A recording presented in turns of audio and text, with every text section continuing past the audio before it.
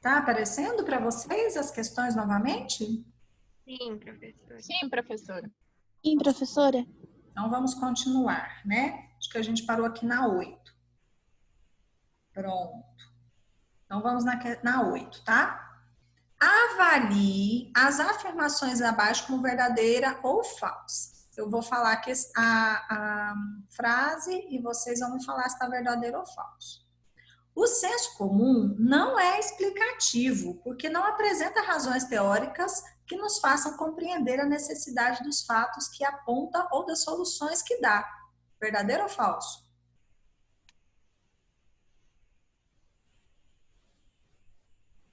Gente, o senso comum é explicativo? Eu falei milhões de vezes, falei assim, ó, quando a pessoa fala, aí eu falo assim, não, mas isso está errado. Ela vira para mim e fala assim, não, mas a minha avó disse. E eu falei para vocês, como que eu vou discutir com a avó dele? Se a avó disse, não precisa explicação. Lembra disso, gente? Sim. Pronto. Então, esse item está verdadeiro ou falso? Verdadeiro, né? O senso comum realmente não é explicativo. O conhecimento científico é explicativo, aponta as razões teóricas que permitem compreender a necessidade dos fatos, porque ocorrem desse modo e não de outro. Verdadeiro ou falso? Verdadeiro. O senso comum é superficial, pois permite tirar conclusões baseando-se apenas na aparência. Verdadeiro. Confunde as causas com os resultados. Lembra do urubu voando baixo? Sim. A chuva está chegando. Por quê? Porque o urubu está voando baixo. Então, na verdade, o urubu voando baixo não era causa da chuva, e sim resultado da aproximação da chuva. Não pode testar com rigor essas conclusões. Tá certo ou errada a frase? Tá certo. Certo, verdadeiro. O conhecimento científico é rigoroso. As suas teorias são sujeitas a testes e discussões contínuas, de modo a serem melhoradas ou substituídas. Verdadeiro ou falso? Verdadeiro. Então, parece que todas as frases estão Corretas. corretas, né? Se tiver alguém na sala esperando, vocês me avisam que eu não estou vendo, tá? Vamos esse aqui. Ó.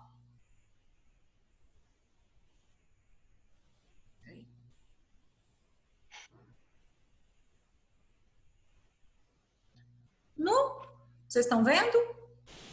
Sim. No conhecimento científico, as produções de conhecimentos confiáveis passam por. Então, vocês vão me falar se está certo ou errado. 1. Regras gerais de conduta e de análise dos argumentos, pois elas são necessárias em qualquer situação. Em qualquer situação que tem por objetivo estabelecer a verdade ou verossimilhança do que se diz. Verdadeiro ou falso? Verdadeiro. Verdadeiro. Científico, né? Verdadeiro. O papel da metodologia é de sistematizar o processo de pesquisa e de facilitá-lo. Verdadeiro ou falso? Verdadeiro. Verdadeiro. A metodologia organiza a pesquisa com os instrumentos disponíveis no momento. Verdadeiro ou falso? Oi? Essa eu não escutei.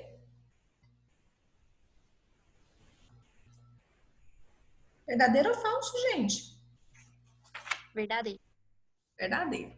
Então, as três estão verdadeiras. E tem 1, 2 e 3. Gente, por que eu não estou lendo as letras aqui para vocês? Ó, vocês observaram isso? Que eu não estou lendo as letras das respostas? Sim. Por quê? Porque tem variação nisso aqui. Conforme a gente abre aqui, ela vai misturar as respostas, tá? Do mesmo jeito que ela mistura as perguntas. Então, eu estou lendo com vocês só as perguntas e dando a resposta correta. Agora, número 12. Essa é de verdadeiro ou falso. Então, essa, ó. No artigo de Silvia Goulart, História da Ciência, elo na dimensão transdisciplinar no processo de formação de professores de ciências, o Pablini, era esse o texto que você estava se referindo àquela hora? Isso, professora. Pabline, deixa eu te contar um segredo. Semestre passa, outro semestre passa, muda os textos, muda o conteúdo às vezes, mas esse texto eu não tiro de jeito nenhum do meu cronograma. Eu acho esse texto assim incrível. Acho muito esclarecedor. Nossa, ele é muito interessante mesmo. Ele mostra uma perspectiva bem diferente sobre a aula de história, a aula de história na aula de ciência, a importância dessa aula de ciência, levando para a interdisciplinaridade. Eu acho muito bacana também. Quem ainda não leu, se guarde um tempinho para fazer isso, porque vale a pena. Então, trabalhado em sala de aula, a autora, deixa eu deixar a Ana Letícia entrar. A autora se posiciona criticamente em relação à ciência no contexto escolar atual. Sobre o ensino de ciências, é correto afirmar que história da ciência deve contribuir com o processo de aprendizagem do aluno atual. Resposta verdadeira ou falsa? Verdadeiro. Veja bem, ela não, a frase não está falando assim que a história contribui, está falando que a história deve contribuir. Vocês conseguem perceber a diferença? Não está falando no real, está falando no ideal. No ideal, deve sim contribuir com o processo de aprendizagem. Agora, vamos ver que número, 13.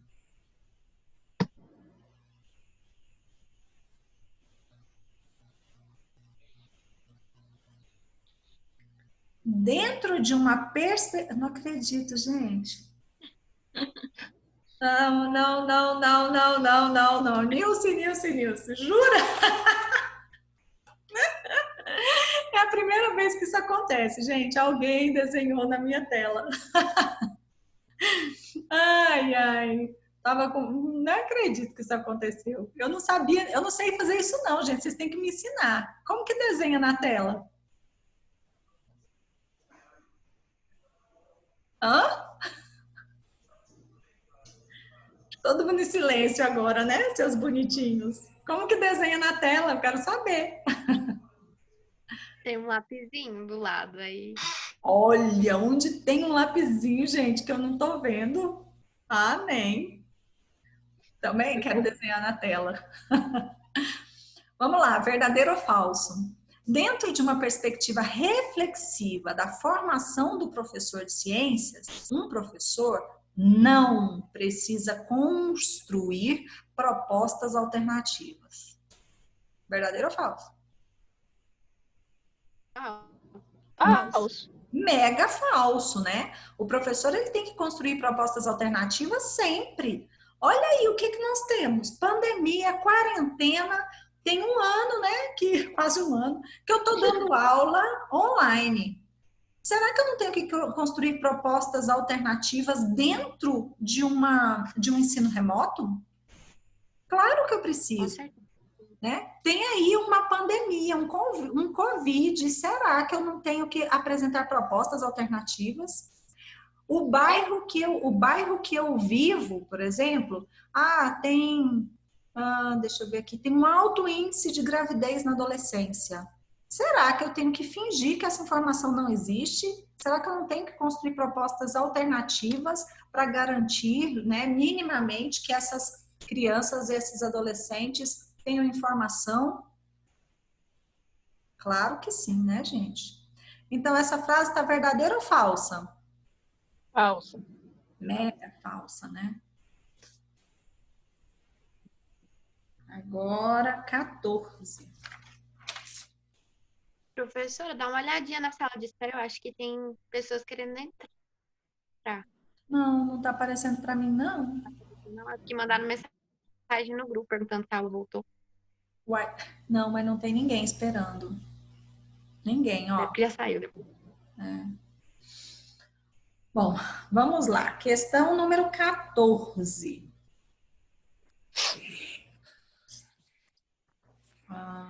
Sobre como foi a evolução das tendências do ensino de ciências nas últimas décadas, É correto afirmar que houve a transmissão de conhecimentos como produtos prontos e acabados para serem memorizados pelos alunos. Foi assim ou não foi, gente? Foi. Até hoje tem professor que faz isso, gente. Até hoje. Depois, a ciência neutra, que soluciona os problemas da humanidade.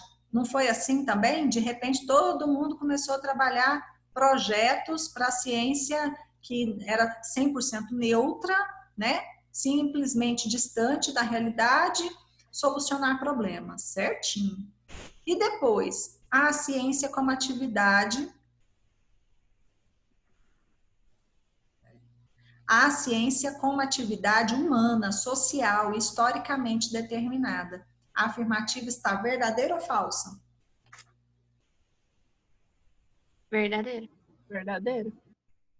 Verdadeiríssima, né? Isso aqui foram 3 fases que o texto da Silvia, por exemplo, traz bem definido, né?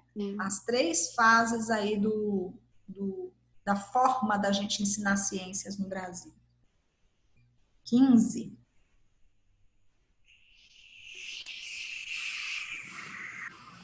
Essa é grande. Vocês estão vendo ela ou não?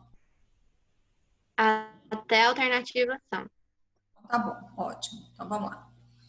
A prática pedagógica de ciências do professor das séries iniciais do ensino fundamental é permeada por conflitos, dificuldades, elementos estimuladores e entraves que operam no trabalho docente, tornando o professor ora resistente, ora aberto a mudanças. Nos estudos sobre o pensamento do professor, o papel do docente vai além de uma pessoa que processa informações, tal como um técnico. Analise as afirmações abaixo sobre o papel do professor no ensino de ciências para as séries iniciais. Essa aqui, ela estava muito fácil, porque eu dei 3 itens, mas eu já disse, ou todas estão verdadeiras, ou todas estão falsas. Olha só. Vocês estão me ouvindo? Sim. Ah, tá. Então, eu já dei uma cola. Se você, por exemplo, tivesse certeza de uma, você já respondia a questão. Mas você lia um monte de informações. O processo de avaliação, ele precisa contemplar tudo isso. Não é para dificultar a vida de ninguém. É para, 1, você mostrar o que você aprendeu. 2, você reconhecer aquilo que você não aprendeu. 3, você conseguir fazer uma análise crítica desse conhecimento que você está construindo. Então, o primeiro item, ele é concebido como um ser de histórias, um profissional que age em sala de aula a partir das suas crenças, dos seus saberes, das suas emoções, dos seus valores. Eu falei isso para vocês muitas vezes em psicologia da educação. Eu falei para vocês assim, quando eu entro dentro da sala de aula, eu não deixo de ser a Núbia. Eu não deixo de ser a filha do fulano, a irmã do ciclano, a mãe da Beltrana. Deixo? Não. A gente busca uma neutralidade, né, ali dentro da sala de aula. Mas a minha concepção de ensino de ciências passa por tudo que eu já estudei, por toda a experiência que eu tive em sala de aula, pela forma que eu observo o desenvolvimento infantil, pela psicóloga que eu sou. Então, a gente não pode ignorar que, quando um professor entra para dentro da sala de aula, ele carrega toda a história de vida dele para dentro dessa sala de aula. Concordam comigo? Sim. 2, a sua prática profissional é baseada no sentido que ele atribui às situações vividas. E essas, por sua vez, estão relacionadas com sua história de vida, com suas próprias experiências pessoais e profissionais. Alguém tem dúvida disso? Não. Não. O saber é situado, tem uma forte relação com a subjetividade dos professores, com sua história de vida familiar e profissional, com as suas imagens e metáforas. É um saber prático proveniente da ação. E aí, no início de hoje, da aula de hoje, eu estava batendo papo com a Pabline, quem era a outra? Pabline, a Roberta, a Catrine, e tinha mais uma, a Brenda. Hoje, né, quando bem no início da aula, eu estava falando assim, eu entendo que a formação acadêmica vai ser um grande diferencial na vida do profissional. Pelo conteúdo teórico que ele assimila ali, não só por isso, pelo contato que ele tem com os profissionais da área que ele vai atuar no futuro próximo. Então, a gente acaba se espelhando naquele profissional que está ensinando a gente. Como eu passei por 4 faculdades de psicologia até conseguir me formar, em estados diferentes do país, em regiões diferentes do país, cada curso que eu chegava, eu conhecia uma forma completamente diferente de ser psicólogo. E aí eu vou pegar esse exemplo e vou levar para a sala de aula de vocês. Vocês têm quantos professores pedagogos? Vários. Vocês vão falar para mim que tem um igual ao outro? Não. Não. Tenho certeza que não. E quando você assiste aula com um, você, por exemplo, você assiste aula com a Edna, professora Edna, você aprende a ser uma professora. Quando você tem aula com a Grazi, você aprende a ser uma outra forma de professora. Isso vai contribuir com a sua formação profissional. O professor de ciências não é diferente, tá, gente?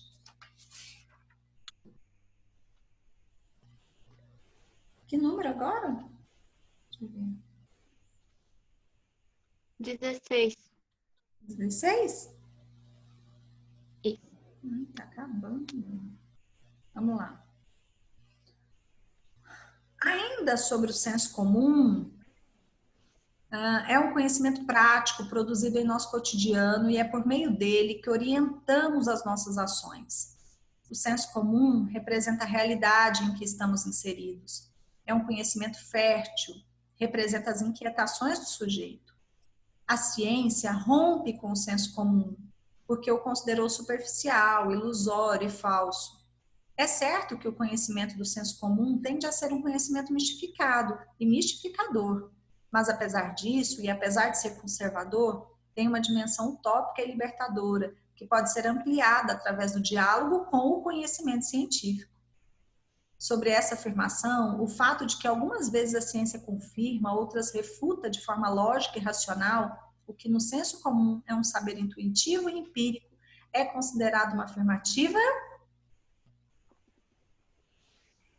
verdadeira ou falsa? Correto. Verdadeiro. Eu acho essa questão linda. Eu acho realmente essa questão linda. Assim, se tem uma questão que resume muito bem a relação da ciência com o senso comum e com o conhecimento científico, é essa aqui, tá? Verdadeira. Teve alguém de vocês que pegou essa questão na prova? Eu acho que eu peguei. Você acertou ou errou, Rayane? Acertei. Nossa, só você pegou essa questão? Tá vendo, gente, como Eu acho que também peguei.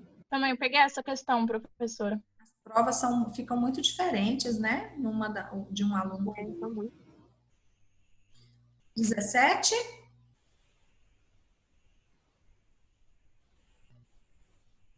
De acordo com Carvalho, 2000, a investigação teórica sobre a ciência recebeu ao longo dos anos as seguintes denominações: epistemologia, filosofia da ciência e metodologia. Para a teoria da ciência, um conhecimento é classificado como científico quando se repousa em bases sólidas e seguras. Verdadeiro ou falso? Verdadeiro. Verdadeiro. Não quer dizer imutável. Olha a diferença, tá? O conhecimento científico ele não é imutável, mas para ele se tornar um conhecimento científico, ele tem que ser baseado, né, de forma sólida, de forma segura na pesquisa.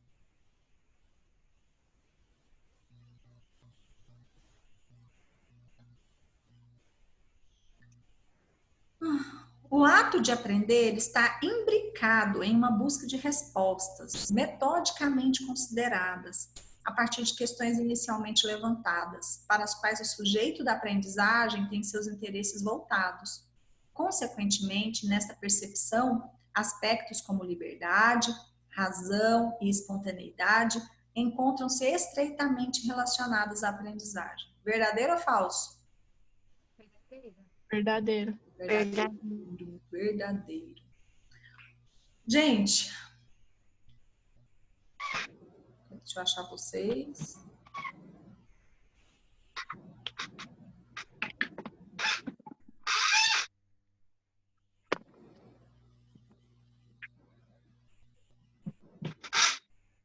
Não, né? Sumi aqui? Aqui, peraí.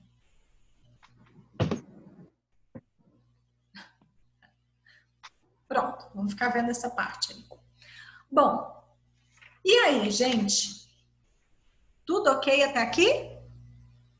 Eu preciso falar uma coisa bem importante. Eu estou aqui fazendo a revisão da prova, né? É uma regra institucional, então eu estou cumprindo aqui com a regra institucional, mas tem algo que me diz muito sobre essa prova, né? Talvez ainda mais do que o feedback de vocês aqui. Essa prova, gente, que vocês realizaram, me surpreendeu muito. Vou pegar meus dados. Eu adoro meus dados numéricos. Essa prova valia 50 pontos. E a média da turma, sendo que uma aluna não fez a prova, isso quer dizer que diminui, né, a média da turma quando uma não aparece lá a nota dela. Mas essa turma ficou com média 44, média geral, final, né? Se eu pego a nota de todo mundo e somo, divido pelo número de alunos, eu tive média 44. Me surpreendeu? Não, é a cara da turma de vocês isso mesmo, mas eu fiquei extremamente feliz, né? Considerando que nós estamos no ensino remoto, considerando todas as dificuldades com tecnologia que cada um aí enfrenta, a gente conseguir encerrar uma primeira VA com tranquilidade e com uma média tão alta na turma, uma turma tão grande que para manter uma média dessa é difícil, né? Foi muito bacana. Muito legal mesmo, assim. Os dados numéricos, para mim, foram gratificantes em relação a essa turma de Fundamentos e Métodos de Ciências.